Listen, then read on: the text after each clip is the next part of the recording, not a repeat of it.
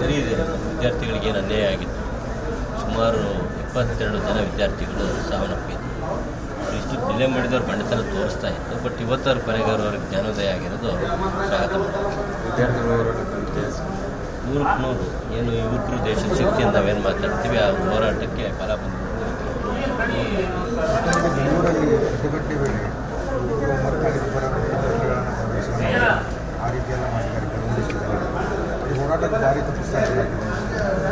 ಉದ್ದೇಶಪೂರ್ವಕವಾಗಿ ಈಗ ನಿಮ್ಮಲ್ಲಿ ಮೀಡಿಯಾದಲ್ಲಿ ಸುಮಾರು ಕ್ಯಾಮ್ರಾಗಳಿದೆ. ಕೆಲವರು ಅದ್ರ ಒಳ್ಳೆಯವರು ಇರ್ತೀರಿ, ಕೆಟ್ಟರು ಎಲ್ಲ ರೀತಿ ಜನ ಎಲ್ಲ ವಿಭಾಗದಲ್ಲೂ ಇರ್ತಾರೆ. ಹಾಗಾಗಿ ಇವರೇ ಮಾಡಿದರೆ ಅವರೇ ಮಾಡಿದ್ರೆ ತಪ್ಪಾಗ್ತದೆ. ಯಾರೇನು ಮಾಡಿದ್ರೆ ಅವ್ರು ಮಾಡಿರ್ತಾರೆ. ಅವೆಲ್ಲ ಸಹಜ. ಈಗ ತಾವು ನೋಡಿದ್ರಿ ಕಳೆದ ಪರವಾದಂಥ ಸರ್ಕಾರ ನಡೆಸಿದೆ. ಅದ್ರ ಜೊತೆಗೆ ನೂತನ ಮುಖ್ಯಮಂತ್ರಿಯಾಗಿ ಡಿ ಕೆ ಶಿವಕುಮಾರ್ 2 ತಿಂಗಳಿಂದ ಒಂದೇ ಕಡೆ ರಾಜ್ಯಾದ್ಯಂತ ಹೋರಾಟ ಮಾಡ್ತಾರೆ. ದಿನಕ್ಕೆ ಫಲ ಆಗ್ತಾ ಇದೆ.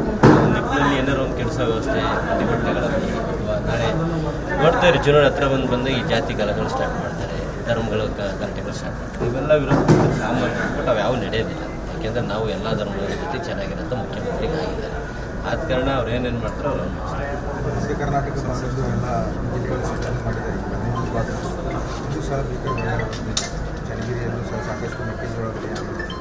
ಅದೇ ಅದಕ್ಕೋಸ್ಕರ ಇವತ್ತು ಮೀಟಿಂಗ್ ಕರೆದಿದ್ದು. ಪರಿಹಾರ ಏನು ಕೊಡಬೇಕು, ಆಗಸ್ಟ್ 14-15ವರೆಗೂ ಇದೇನೋ ಬರ ಪರಿಹಾರ ತಂದು ಮಳೆಗಳ ಒಂದು ವಾತಾವರಣ ನೋಡಿ ಆಮೇಲೆ ಬರಗಾಲನ ಘೋಷಣೆ ಮಾಡೋದ್ರ ಬಗ್ಗೆ ತೀರ್ಮಾನ ತಗೊಳ್ತೀವಿ ಅಂತ ಹೇಳಿದ್ದಾರೆ. ಇಲ್ಲಿವರೆಗಂತೂ ಮಳೆಯ ತೊಂದರೆ ಆಗಿದೆ. ಬಟ್ ಕುಡಿಯೋ ನೀರಿಂದ ಇಲ್ಲಿವರೆಗೆ ತೀರ ಮಟ್ಟದೇನು ತೊಂದರೆ ಆಗಿಲ್ಲ. ಸಮ್ ಪರ್ಸೆಂಟೇಜ್ ಆಗಿದೆ. ಪೂರ್ವಕವಾಗಿ ಸಭೆ ಮಾಡಿ ಪ್ರತಿ ಕ್ಷೇತ್ರಕ್ಕೂ 1 ಕೋಟಿ ರೂಪಾಯಿ ಈಗ ಬೋರ್ವೆಲ್ಗೆ ಕುಡಿಯೋ ನೀರಿನ ವ್ಯವಸ್ಥೆಗೆ ಮನೆ ಮುಖ್ಯಮಂತ್ರಿಗಳು ಮಾಡಿದ್ದಾರೆ. ಬರ ತೀರ ಅತಿವಾಯಿತು ಅಂತ ಸೂಕ್ತ ಕ್ರಮ ಕೈಗೊಳ್ತೀವಿ. ಇಲ್ಲಿ ಪ್ರತಿಭಟನೆಯಲ್ಲಿ ಹಿನ್ನೆಲೆಯಲ್ಲಿ ಸಂಪುಟದ ವಿಸ್ತರಣೆ ಬಗ್ಗೆ ಚರ್ಚೆ ಆಗಲಿಲ್ಲ. ಈ ಬಾರಿ ಆಗುತ್ತೆ ಅಂತಂದರೆ ಚಾನ್ಸ್ ಸಿಗುತ್ತೆ ಅಂತೇಳಿ ಅಭಿಮಾನಿಗಳು ಸಾಕಷ್ಟು ನಿರೀಕ್ಷೆ ಇಟ್ಟಿದ್ದಾರೆ. ನೋಡಿ, ನಾನು ಮುಂಚೆಯಿಂದ ಹೇಳ್ಕೊಂತ ಬಂದಿದ್ದೀನಿ. ಮಧ್ಯ ಕರ್ನಾಟಕ ಅದರಲ್ಲೂ ಸ್ಪೆಷಲ್ ಆಗಿ ರೈತ ಹೋರಾಟದಿಂದಲೇ ಬಂದು ಆದ ಕಾರಣ ನಾನು ಯಾವುದೋ ದಾವಣಗೆರೆ ಜಿಲ್ಲೆಯ ಪ್ರಯುಕ್ತ ಅಥವಾ ಮಧ್ಯ ಕರ್ನಾಟಕ ಅಥವಾ ಜಾತಿವಾರು ಕೇಳ್ತಿಲ್ಲ. ರೈತರ ಒಂದು ಹೋರಾಟ ಹಿನ್ನೆಲೆಯಿಂದ ಬಂದ ರೈತರ ಒಂದು ನ್ಯಾಯಕ್ಕೋಸ್ಕರ ಒಂದು ಕೊಡಿ ಅಂತ ಮನವಿ ಮಾಡಿದ್ದೀನಿ. ಅದೈಕ ಮನವಿ ಕೊಟ್ಟಿದ್ದೀನಿ. ಯಾಕೆಂದರೆ ನಾನು ಬಯಸ್ದಂಗೆ ಡಿ ಕೆ ಶಿವಕುಮಾರ್ ಸಾಹೇಬರು ಮುಖ್ಯಮಂತ್ರಿ ಆಗಿದ್ದರೆ ನಾನೇ ಮುಖ್ಯಮಂತ್ರಿ ಇದ್ದಂಗೆ ಇದ್ದೀನಿ. ಆದ ಕಾರಣ ಕೊಟ್ಟರೆ ಗುಡ್ಡು, ಕೊಳ್ಳಿದ್ರೆ ವೆರಿ ಗುಡ್ ಅಂತ ನಿರೀಕ್ಷೆ ಇದ್ದೀನಿ.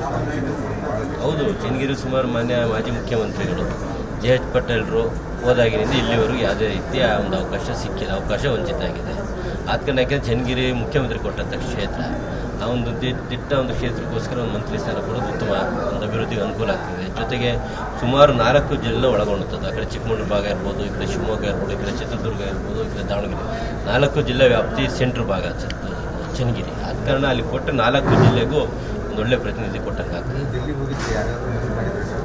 ನಾವು ಗಣಪತಿ ಇದ್ದಂಗೆ ಶಿವನ್ನ ಹೆಂಗೆ ಗಣಪತಿ ಸುತ್ತೋರು ಹಂಗೆ ನಾವು ಡಿ ಕೆ ಶಿವಕುಮಾರ್ ಸಾಹೇಬ್ರೆ ಒಂದನ್ನೇ ಆರಾಧ್ಯ ಮಾಡೋದು. ಅವ್ರು ಕೇಳಿದ್ದೀವಿ. ಅವ್ರು ನಮ್ಮ ನಿಟ್ಟಿನಲ್ಲಿ ಒಳ್ಳೆಯದಾಗ್ತಿದೆ, ಯುವಕರು ಬೆಳೆಸಬೇಕು ಅನ್ನೋದು ಗಮನ ಇದೆ. ರಾಹುಲ್ ಗಾಂಧೀಜಿ ಅವರು ಸಹ ಇವತ್ತು ಯುವಕರಿಗೆ ಅವಕಾಶ ಮಾಡಬೇಕು ಅಂತಾರೆ. ಆ ನಿಟ್ಟಿನಲ್ಲಿ ಕೊಟ್ಟರೆ ಒಳ್ಳೆಯದು. ಶಿವನ ಮುಂದಿರೋ ಬಸವಲ್ಲ, ನಾವು ಹೊರ ಸಿಕ್ಕಂಗೆ ನನಗೆ ಕೊಡೋದನ್ನು ಮುಂದಕ್ಕೆ ಹೋಗಂಗೆ ಅಲ್ಲ. ನೀವು ಕೊಟ್ಟಿದ್ದು ಹೊಸಬರಿಗೆ 5 ಜನ ಕೊಡಬೇಕು ನಾನು ಹೇಳಿದ್ದು. ಹಂಗೆ ಇದೆಯಾ? ಆ ಕೊಟ್ಟು ಬದಲಾವಣೆ ಆಗಲ್ಲ. ಯುವಕರಲ್ಲಿ ಯಾರಿಗಾದ್ರು ಕೊಡಲಿ, ಹೊಸದಾಗಿ ಆಯ್ಕೆ ನೀ ಕೊಡಬೇಕು ಕೇಳಿದ್ದೀನಿ. ಧರ್ಮ ನಮ್ಮ ಚೆನ್ನಗಿರಿ ಜಿಲ್ಲೆಗೆ ಒಂದು ಅವಕಾಶ, ಚೆನ್ನಗಿರಿ ತಾಲೂಕಿಗೆ ಅವಕಾಶ ಬೇಕು ಕೇಳಿದ್ದೀನಿ. ಕೊಟ್ಟರೆ ಗುಡ್ಡು, ಕೊಡಲಿದ್ರೆ ವೆರಿ ಗುಡ್ ಅಂತ ನೋಡಿದ್ದೀನಿ. ಆದರೆ ನಾವೇನು ನೂತನವಾಗಿ ಆಯ್ಕೆ ಆಗಿದ್ದೀವಿ, ನಮ್ಮ ರಾಜ್ಯಾದ್ಯಂತ ಪರಿಶೀಲನೆ ಮಾಡಿ 5 ಜನ ಕೊಟ್ಟರೆ ಸರ್ಕಾರ ಫಲ ಆಗ್ತದೆ. ಹಿಂಗೆ ಹಳೆ ಬೇರು ಹೊಸ ಚಿಗುರು ನಿಟ್ಟಿನಲ್ಲಿ ಕೆಲಸ ಮಾಡೋಕ್ಕೆ ಅನುಕೂಲ ಆಗ್ತದೆ. ಅದು ನಮ್ಮದು ಆಸೆ.